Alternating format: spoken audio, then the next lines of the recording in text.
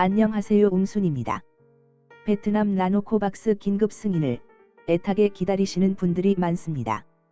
빨리 나오지 않고 그동안 지연된 이유에 대해서 간략히 알아보겠습니다. 지난 포스팅에서 언급했듯이 베트남은 프랑스 식민 지배의 유산인 100여 년의 파스튜르 연구소 백신 기술력이 있습니다.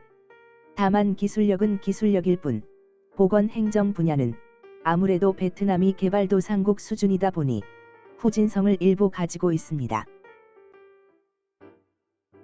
확진자가 1만 명에 달하도록 대책 없이 도시 봉쇄만 하는 것을 보면 그러한 특성을 잘 알 수 있습니다.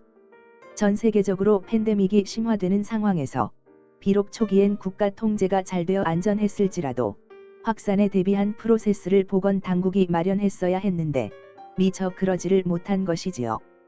해외 백신도 사들이지 않고 넉놓고 있다가 델타 변이가 확산되자 부랴부랴 마구 사들이고 있는 모습이 애처롭기도 합니다. 국내 진출한 우리 대기업의 백신 기금을 모금하고 SK의 백신 공급을 손벌리는 데다가 최근엔 쿠바 백신까지 조달하는 것을 보면 얼마나 다급한 심정인지 알 수 있습니다. 이처럼 부족한 보건 행정력에 코로나 백신을 평가 검토할 능력도 없다 보니 베트남 보건부는 상당히 당황한 것으로 보입니다.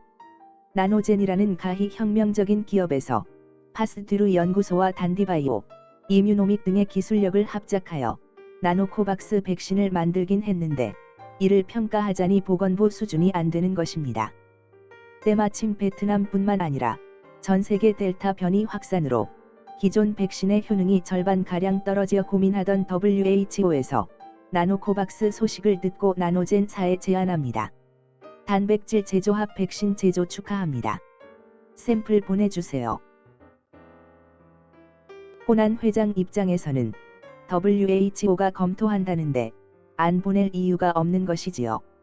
국제 표준 백신으로 승인되면 베트남 보건부를 능가하는 공실력 있는 기관의 인정을 받은 것이니 전 세계에 눈도장 찍는 가장 좋은 방법일 테니까요. 그리하여 지난 7월에 나노코박스 샘플은 WHO로 발송되었습니다. 그 후 베트남 보건부는 발표합니다. 나노코박스는 한국의 식약처와 WHO에서 평가 검토를 돕는다. 사실 말이 돕는 것이지 절대적으로 이관했다고 보면 되는 것입니다. 그들은 평가할 능력이 없기 때문에 나노젠과 관련된 한국의 식약처에 일을 맡긴 것이며 WHO 베트남 지부에 있는 한국인 사무장도 이와 관련하여 큰 역할을 하고 있습니다.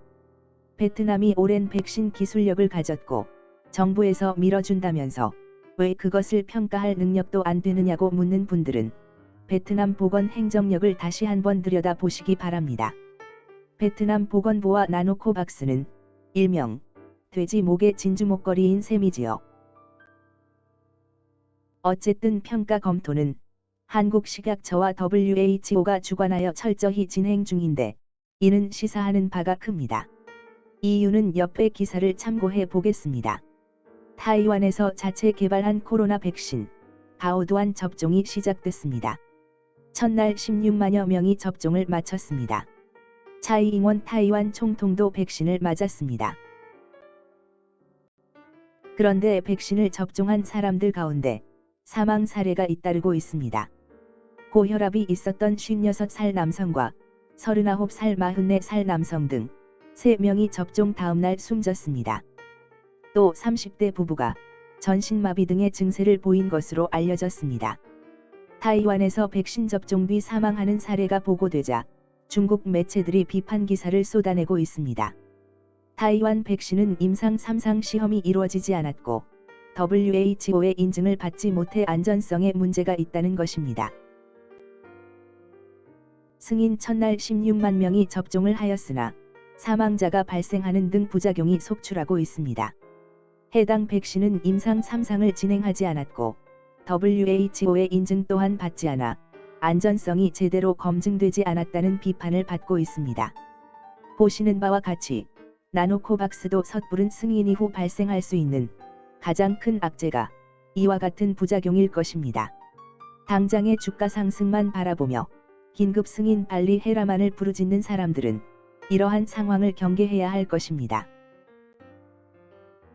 다행히 한국식약처에서 임상 3상에 대한 델타 변이 보호 효과까지 데이터를 요구하였고 안전성 또한 검토 중이기 때문에 다소 시간이 지체됐더라도 확실한 검증이 가능할 것입니다. 베트남 긴급 승인이 나면 연달아 WHO 승인까지 이어질 것이라고 판단하는 기준이 바로 이 때문입니다. 이와 같이 철저한 과정을 거쳐 승인된다면 WHO 등재도 문제없이 진행될 확률이 높은 것이지요. 당초 일정보다 지연되어 기다림이 지루한 것은 이해합니다만 더 확실하고 철저하게 검증받는 것이 미래 주가를 보장받는 길입니다. 긴급 승인까지만 보고 나갈 사람들에게는 와닿지 않을 이야기지만 WHO 코박스를 통해 전 세계 유통되는 광경까지 계획한 분들에게 위와 같은 사실은 매우 중요한 포인트입니다. 지난 7월에 예상했던 스케줄표 기억하실 것입니다. 비록 긴급 승인 예상 시점 1은 한국식약처의 등장으로 빗나갔지만 임상 3B까지 고려한 예상 시점 2는 이제 가시권으로 접어들었습니다.